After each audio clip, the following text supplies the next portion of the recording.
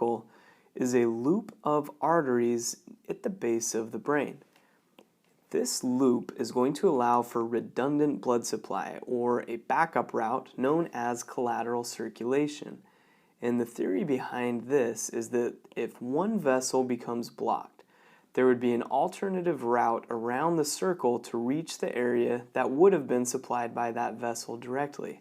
So theoretically, with slow occlusion of one of the vessels, the circle of Willis would provide an alternative way for the blood to still reach all aspects of the brain. Now, let's say there was a stroke or something that happened really quick, or an aneurysm, and blood loss would then result to a certain area of the brain.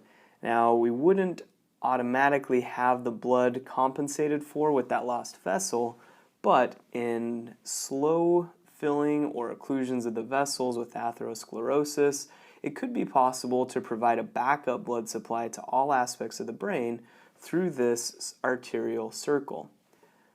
Now, the major contributions to the circle are going to be provided by the two major inflows of blood to the brain.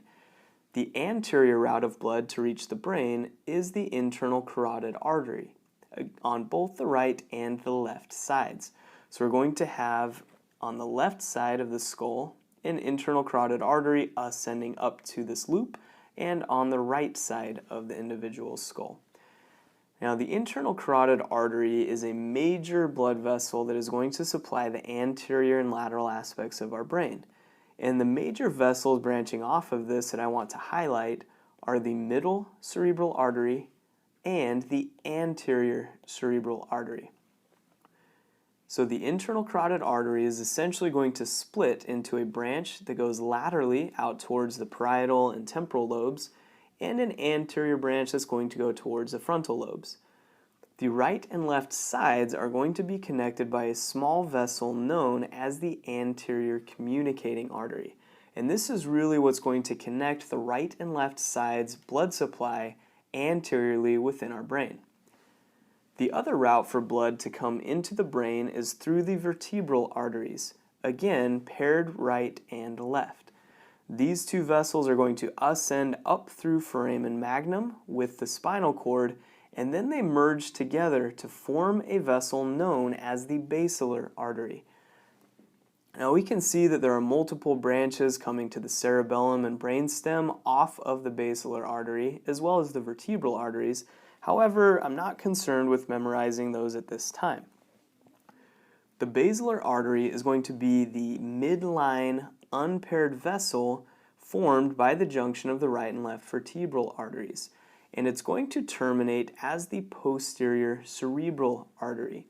So we've now seen that there was an anterior cerebral, a middle cerebral, and now a posterior cerebral. And this is going to go back towards the occipital lobe.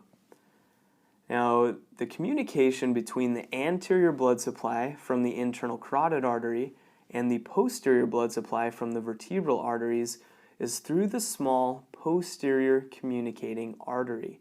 So we can see that the posterior cerebral artery will now be connected to the internal carotid artery near the junction or splitting point of the middle and anterior cerebral arteries.